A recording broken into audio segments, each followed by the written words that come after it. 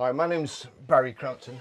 Just going to give you an update on my Citroen Ami stroke rejection and how it's coming on. Again, I'd like to make it clear, I really don't want to reject it. So the crack doesn't seem to be getting any worse, which is a good thing. That's there. But on the outside, there seems to be more marks coming.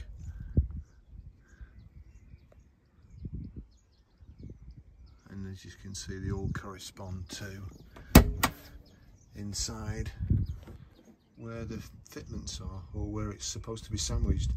I have noticed one thing, that this is the side I charge, or I park that against the office, and this side's in the sun all day. Now, when I came out to it the other day, it looked like the door was bowed, probably just from the heat from the sun. So whether that's causing it, I don't know, but we'll see.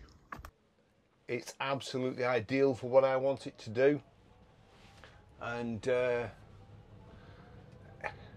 it's going to cause me a lot of trouble unravelling collaboration deals that I've arranged to start off with, but I put quite a lot of thought into it to buying the vehicle in the first place, exactly what I wanted and exactly what I knew its shortfalls. I knew about the heating and the misting up problems. Just Citroen let me borrow a car when it was absolutely lashing down, and I could see what was going to happen then, and I think I can overcome those issues, so that's not a problem. The speed's not a problem. The last 3 weeks I've been going to and from work in this vehicle, and my average speed recorded by the car lock device I've got fitted is 15 miles an hour.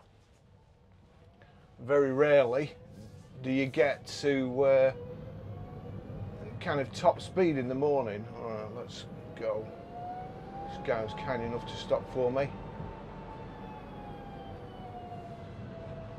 So yeah, so that's okay. There's only one stretch now which I have to come up home on, that's kind of a 50-mile-an-hour zone, and that's only because Preston have blocked the normal route off. Preston Council have blocked my normal route off. So that's kind of cut me up, and that's a bit, I mean, it's okay, it's only a few hundred yards, but even so, people are coming off the roundabout and they don't want to be stuck behind you. Fair enough. Nothing I can do about that. So all that's good. I have a forum, and I've posted in the forum that I've rejected it. You know, the whole idea of the forum is to share ideas, to share problems, and to overcome and resolve things, resolve issues.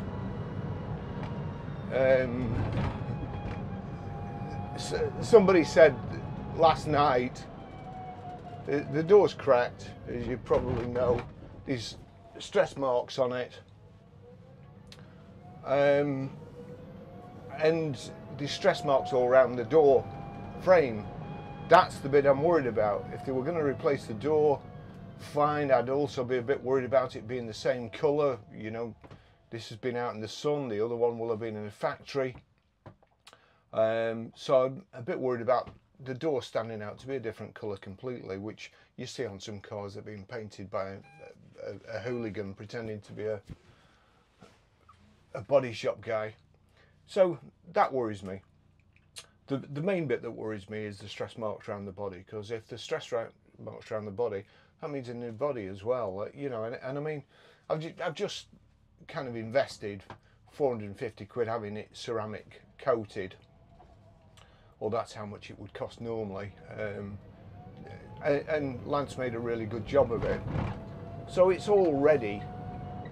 You know, it's ready for the winter. It's ready for the summer as well, and it's ideal. This chap seemed to think, for some reason, I mean, I'm always suspicious that the guy had 2 last names, and stuff like it always makes, you know, really pernickety kind of people. and he said that I'm just moaning, and that he guessed at what my rejection letter was like and thought it'd be nasty, which it wasn't. I'll put a copy on. And then he said that Citroen have answered nicely, and what did I expect them to do? Well, to be honest, when I tell them the body's cracked, I expect them to immediately arrange an inspection. That's what I expect. Because if the body's cracked, it could be the frame. I don't think it is. I've been in the car job 50 years. I can tell if there's a wheel out of balance. I can't feel anything like that on this car. I mean, to be fair, I can't feel it flexing. But as I've said, I mean, I'm even making excuses for Citroen that the roads in Preston are terrible. So I don't think I'm a glass half full kind of guy, but I think I'm entitled to expect the door not to crack. Now the Citroen team, after a week from receiving my rejection email, they contacted me to say that as it's gone past 14 days, he would escalate it to another department. Fair enough, but as far as I'm aware, and I am in the car job, but I don't like aggravation. My partner I work with, John, he don't like aggravation either.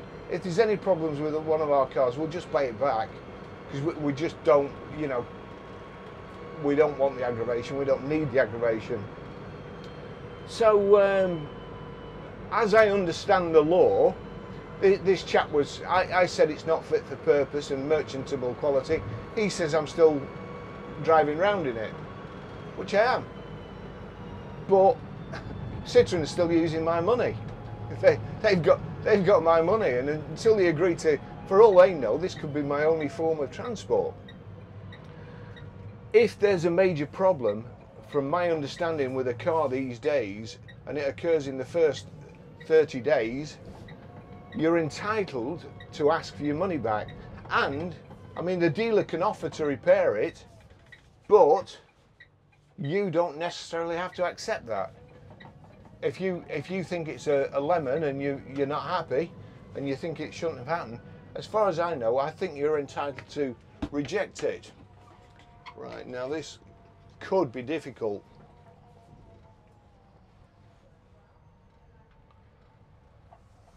We're behind RS5 Joe in front of us. So yeah, so I think I'm entitled to reject it as of merchantable quality.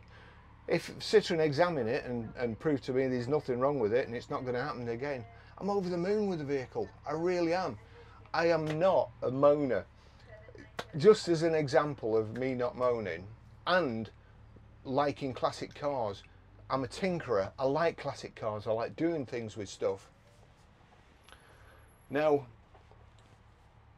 me and my girlfriend went on holiday to Sorrento, and I love the Alfa Romeo Spider, the Duetto. Love it. There's a firm in Sorrento, and they hired a couple of cars to Jeremy Clarkson and Richard Hammond, I think the other one was. A couple of Alfa Romeos, and I'd seen these cars driving around Sorrento, and I made inquiries, and I hired my favourite car, the Graduate car, the one that Dustin Hoffman had in the Graduate, the little red Alfa Romeo Spider. They've got just the thing.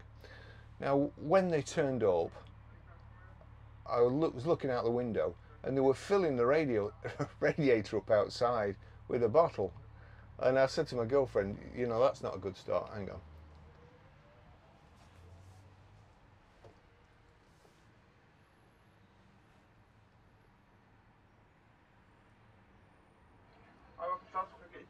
Hi, could I have a large extra shot cafe latte, blonde roast as well, and I have my own cup. What was that, sorry? So it's an extra shot latte. Blonde roast. Blonde roast. And I have my own cup, yeah. Yeah, no problem. Thank you. That's for you. Ta. Oh, what's next,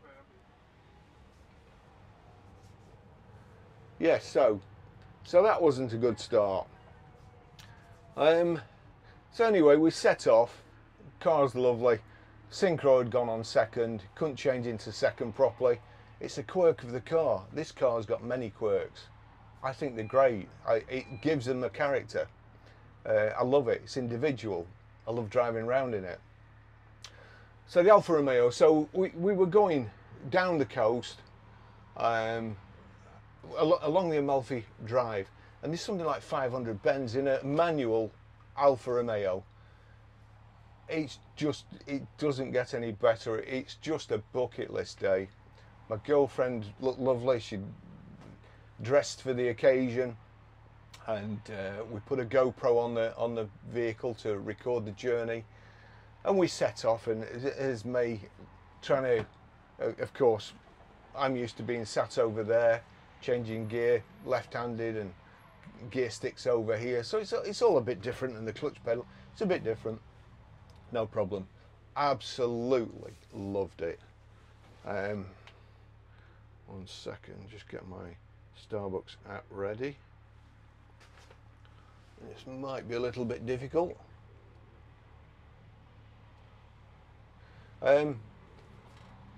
Anyway, we got to where we wanted to go, up the coast, and then we turned back. And just as we turned back, overheating, the warning light came on. So I stopped. I couldn't get the radiator cap off. I could see there was a slight leak, but I couldn't get the radiator cap off.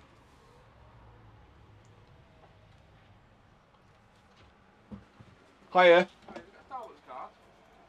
Yep.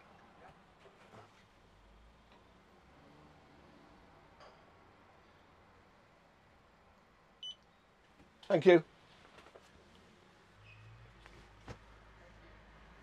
Yeah, so it's overheating. It was red hot, couldn't get the thing off, so we stopped and let it cool down, but I couldn't get any more water in the radiator. There was nothing in the car. We were in t-shirts, got nothing to put over the radiator cap, as I say, it was red hot. So we let it cool down, and I decided that rather than going back up the Amalfi Coast, up the drive, I would go along the motorway, but take it easy, because then you're getting more airflow through the car at the front, and you're not stuck behind traffic, you're not queued up in traffic, so it's getting a nice airflow. So that was my plan. It worked pretty good. However, brilliant. Thank you so much.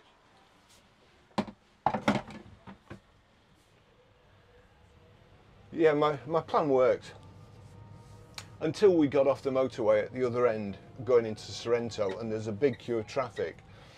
There's a big tunnel, a long tunnel, and lots of traffic in the tunnel. It's quite warm in the tunnel. We're flying along in this Alfa Romeo, and then I just saw some smoke come out of the back, which wasn't a good sign. There's nowhere to pull up in the tunnel.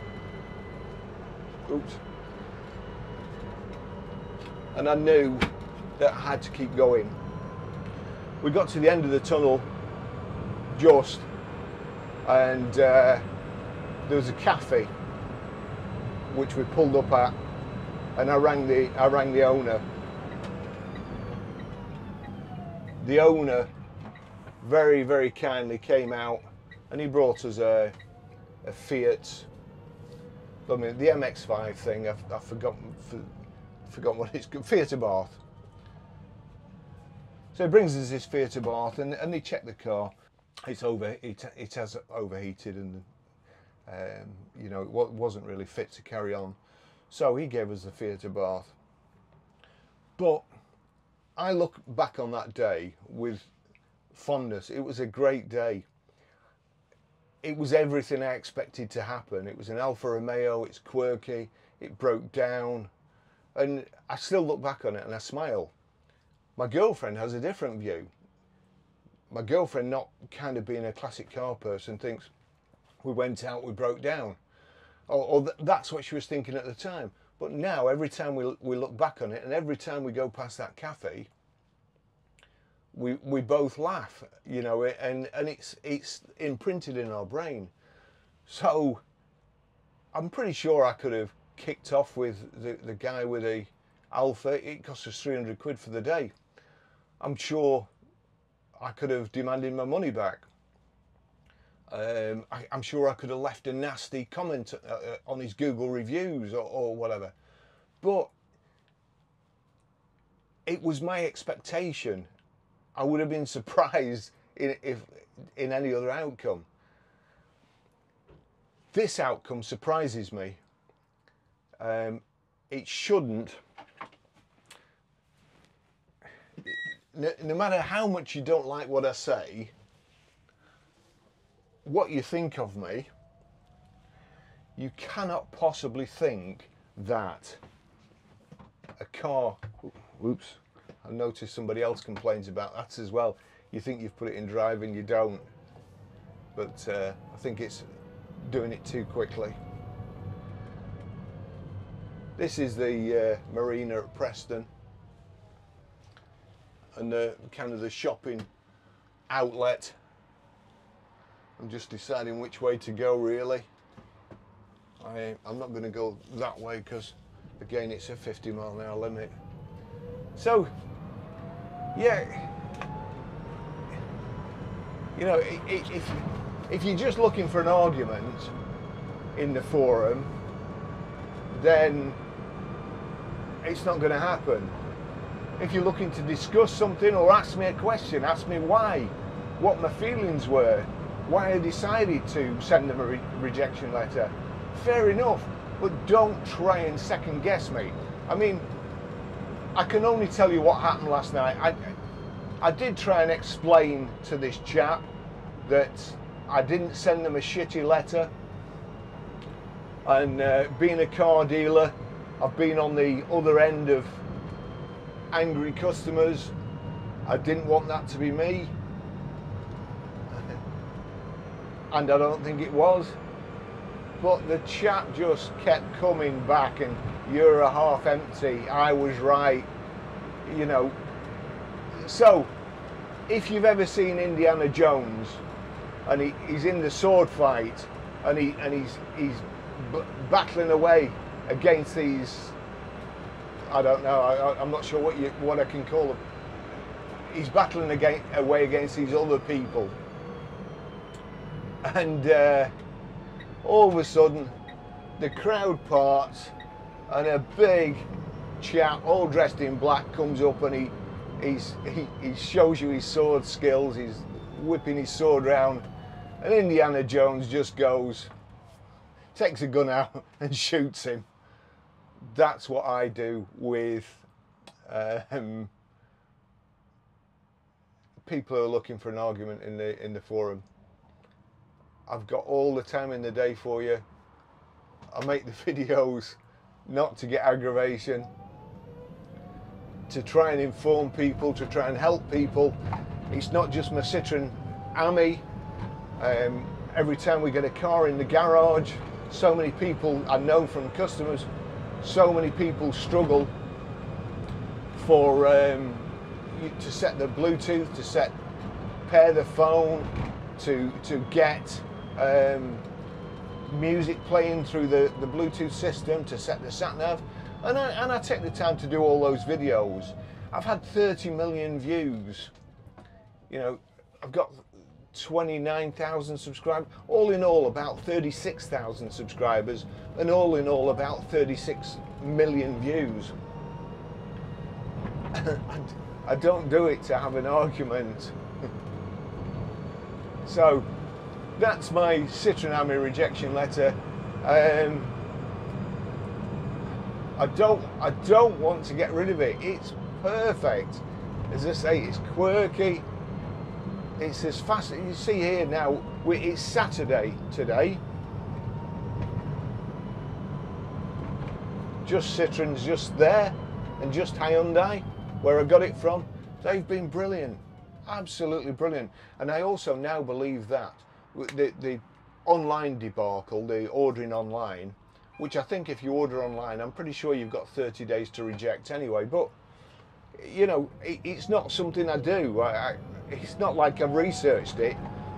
I've never needed to do it before. So I'm pretty sure that now Citroen have realised that online sales don't work. It's been a catastrophe for the customer and for poor old Willis in the Ami Centre, who I would imagine, he only sounds young, but I would imagine he's got lots of grey hair now that he didn't have before the Ami was launched in the UK. So now you can go into your local dealer, and I think they have a special number, or perhaps even on the internet, to order a Citroen Ami for you and control the sale. That's the way to do it.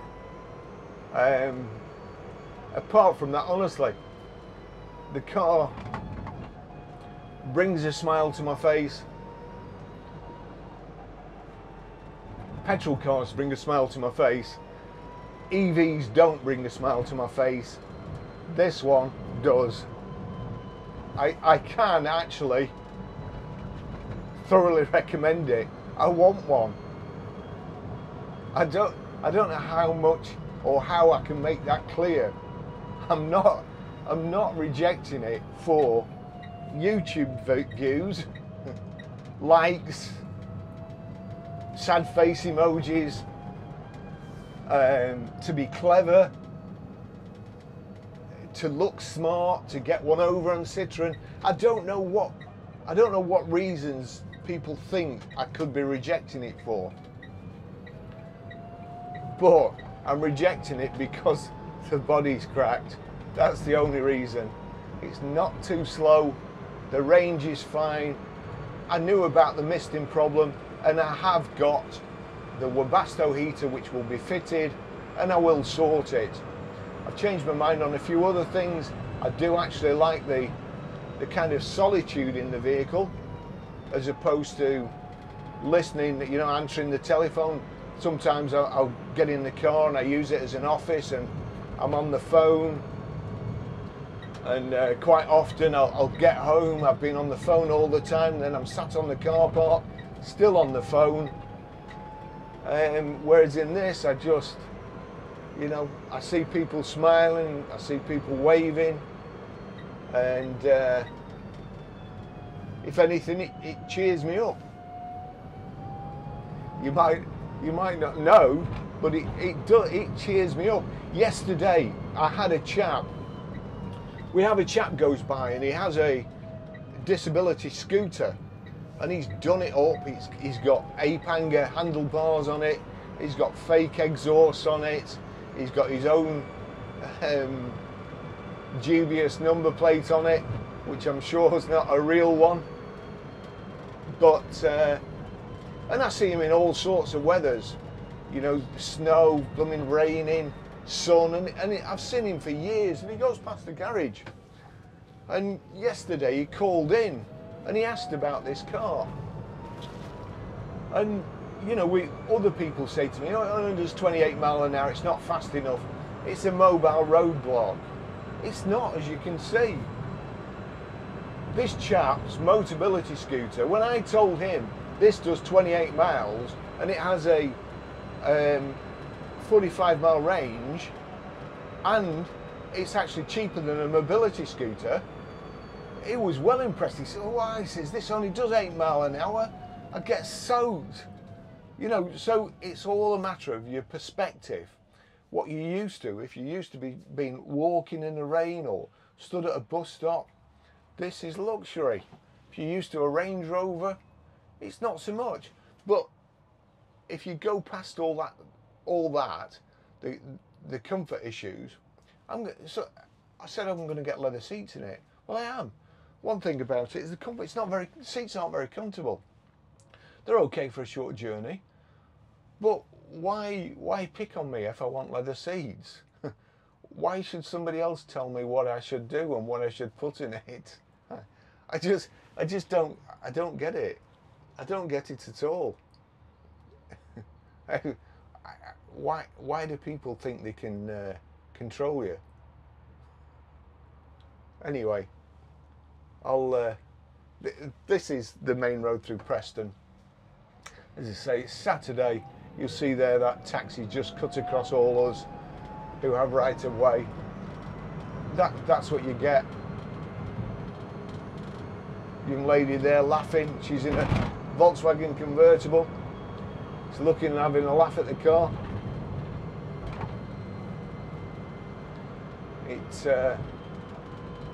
It makes a lot of people's day. Everybody, you know, we've got a forecourt full of Range Rovers, Jags, BMs, Mercs, Audis, and the one thing that people look at on our forecourt is this: nobody ever stops anymore. It's all done on the internet. People who are walking past stop and look at this and come in. You know, I can hear something somewhere.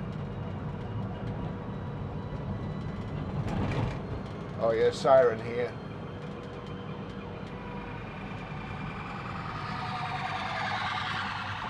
Folk.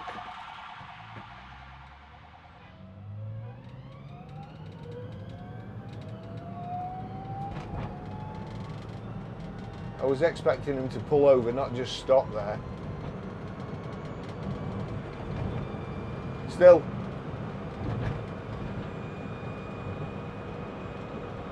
I don't think my expectations on the human race could be any lower at the moment.